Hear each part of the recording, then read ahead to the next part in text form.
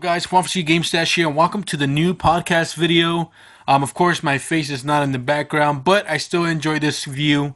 And I want to talk about cartridges versus box games from 2016. What has changed over the years that I've seen that's gone crazy? Video games right now is very hot. The prices have climbed up like never before. Box games they're getting harder to find. They're getting very pricey. Loose cartridges are still climbing up in price as well. So, is it worth collecting box games? That's really something that you guys need to judge for yourself. Figure it if you want to collect box games. But like I said, it's just getting insane, guys. It's coming to that point where I already got what I want. I got everything that I need, honestly, for my collection. There's a few games I can add to my collection, which I wouldn't mind, but I have pretty much. I'm not gonna. I have my entire life to find those games. I'm not in no hurry anymore, but prices are climbing. They're not going down whatsoever. So yes, it's gonna get a little bit more pricier. So is it a perfect time to buy the games now? Yeah, before they climb up in price. I'm positive on that. But nobody knows when the market's gonna crash because nobody knows. Nobody can predict the future, honestly, guys. But all I've seen is games just keep climbing and climbing. Box games. So we want to bring that topic to you guys. Is it worth buying just cartridges, or would you want to go box games? Now, in reality, my collection, guys, has grown so much that I've gotten my games for a bargain. I've never paid retail on certain games. I have friends that always hook me up. I find these games, Video Game Hunting Live. If you guys watch my channel, check it out. But I've always looked for deals. I use trades. I use a lot of games to get what I to trade and sell, and what's it called, help my collection grow. So I mean, let's get to the topic. Let's get started. I want to bring some few points, and I want you guys to choose: is it worth just buying the cartridge, or did you want to go for the box game because it has nostalgic value, or are you doing it because it's a hobby, or are you doing it for fun? But is it worth it? So let's get to that. Now, of course, you see a big selection on my games, very solid titles. But let's start how it began.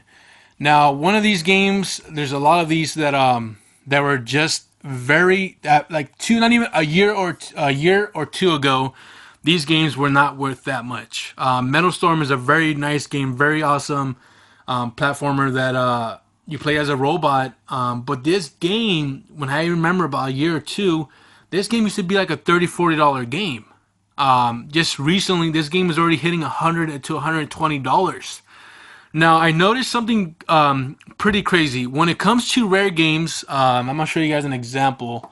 I'm trying to get... I don't have a really rare game complete in box, super rare. What I mean is heavy hitters. Let me go get one for you guys really quick while you guys enjoy the background.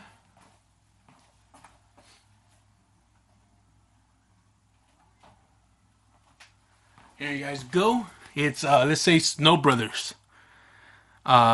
This game loose you can buy for up to $250 to $300. Now, if you guys go complete in box, you would think this game would be about $700-$800, but it's not. You can buy it complete in box for $400-$450. I've noticed that a lot of the heavy, like rare games, box complete in box, are more cheaper compared to the ones that are like very common or uncommon and go for double the price. Why? Because you never find the boxes. That should be the same thing with rare games. Little Samson complete in box goes for a fortune. Panic Restaurant, yes, those games are really hard to find. Dinosaur Peak are really hard. I understand that those prices go crazy. Snow Brothers is an uncommon game too. It's considered rare, but complete in box, it's about $450-$500. Depending on a good day when you can snipe it or catch it for a good price. So that's one thing I don't understand about heavies. You can always buy them complete for $400-$500. The game's about already $300. Only for $100 and something you can get it complete in box. Now I'm gonna show you the difference for this itself. Okay. So when it comes down to Mega Man X2, you can buy this game for $80 to $100, $120 on a bad day. But get it complete in box, you're hitting already $300 to $350. That's about $200 profit right there. I mean, not even profit. It's just the value changes just with the box and manual for a Mega Man X2. Now I seen them go on eBay for about 200 to 250 on a good day, but buy it now. I seen them at events, expos, over $300, guys. People were buying them. It's just because Mega Man is a very nice, a very favorable character. But you kind of understand where I'm coming from. Is $100 to 350 for a complete unboxed game. I got mine for 175 complete. Now these people had some really awesome deals, and I was happy to snatch it up for that price before. Because I'm never gonna find it for that price, not even on eBay.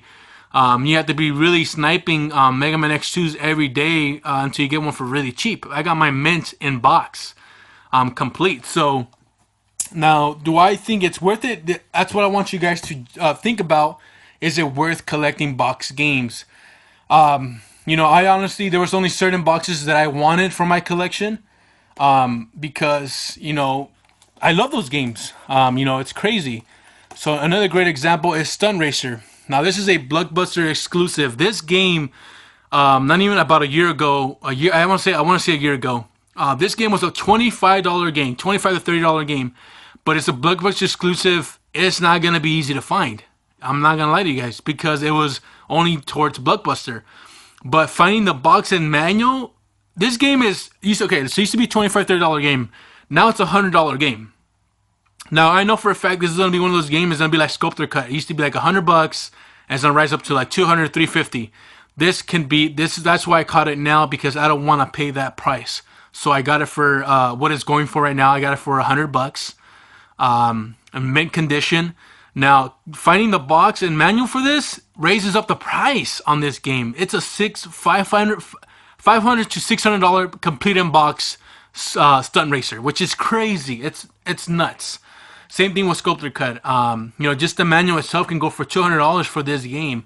So that's what I'm telling you guys. Is it worth collecting games now? Is it really worth collecting box games? I feel like a lot of people are going for the full set, but it's not. I honestly don't believe it's worth it, guys, because you're investing money into games that you're gonna sit here in your wall, which look great. They look beautiful. Don't get me wrong. I love collecting, but it's better off that you go out looking for this stuff or buying and selling, and then get that game for your collection. I think that's probably the best way you guys are gonna do it. I would not spend $600 out of my hard working day for a game that's just gonna sit there and you play and enjoy. A lot of people love doing that. Don't get me wrong, but you guys gotta really think your financial status and think is it really worth it. Unless you like sold games, you're making money. You're working hard, you're grinding, and then you work hard to finally complete a game that you want complete in box. Then yes, it's worth it, guys. But if it's coming out of your own pocket, totally not worth it. I'm just I want you guys to get you a good idea where it's coming from. So I want you guys to get the idea that buying games right now is okay, but catch them before they come up in price. I mean, I don't know when the market's gonna crash. I don't know. I know this collection is gonna stay with me forever because I work towards hard and I love playing these games. A lot of these games I've never played in my life, so it's always good to give it a try and enjoy them. So here's another one, Mega Man Soccer. It used to be a $35 game, 40. It's hitting $70 to $80 because it's I don't know, guys. It's Mega Man. It's not the best game in the world, but I got it for a good price thanks to a buddy of mine. But it's I'm saying like these games are just getting crazy at the moment. Metal Storm was one. Mega Man X3 was an example, but you guys already know about Mega Man X3. It's about $350 complete in box. Loose is about $200. Gargoyles. Gargoyles is it's a very funny story. It's like a hidden gem. I honestly believe it's not common. You don't really ever see it. But this game has not dropped in price or increased in price that I've seen so far over the years. It's always been like about an $90 game, and I love that the idea that it stayed at that price. Now go for a complete in box. You're talking about $350, $400 for a complete in box Gargoyle Quest. I honestly believe just buy the game. The box is nice, but if you get it for a good deal, pick it up, guys. But is it worth dropping $350, $400 for a complete in box? No. That I've noticed. This is a perfect example of what I'm talking about. The market jumping on games. Now, River City Ransom game loose is about 25, 30. Now it's climbing up in price. I think it's hitting about 40. Now, but just the box, complete in box, it's hitting about $120, $140, guys. It's insane. I bought this. I honestly believe if you go to expos, trade events, buying boxes for cheap separately, completing them, separately is better. Why? Because you save more money. I bought this at the expo for $20. And of course, it came with this manual, which is mint. The box is mint. And, I have the game. I bought it off, I think I traded off my buddy of mine, Juan, and got them both together. Now I have a $40 game that I just saved. I got the game for 20. I got the box for 20 with the manual. $40, guys, complete in box. Now go on eBay, go on a sell event. You're gonna spend $100 on this game, 120, 140, depending on what they're pricing it at. So my friend's been doing it for years. He's been always been looking for boxes, and then he just pieces them out, finds the manual, he gets hooked up, and completes the box, complete in box. Because boxes right now are going insane. The same thing with Mario Party. I picked this up last week, or this week actually. When you guys watch this video, I picked this box for $10, a complete in box. I mean, no game, but complete in box manual paperwork for $10. Now I have the Mario game, put it all together. It's about $95 to $100 complete in box Mario Party. I think I'm correct. I think it's about 80 to 100. Just for $10. Altogether I spend what, $30. I save myself $50, guys. So sometimes it's just better to separate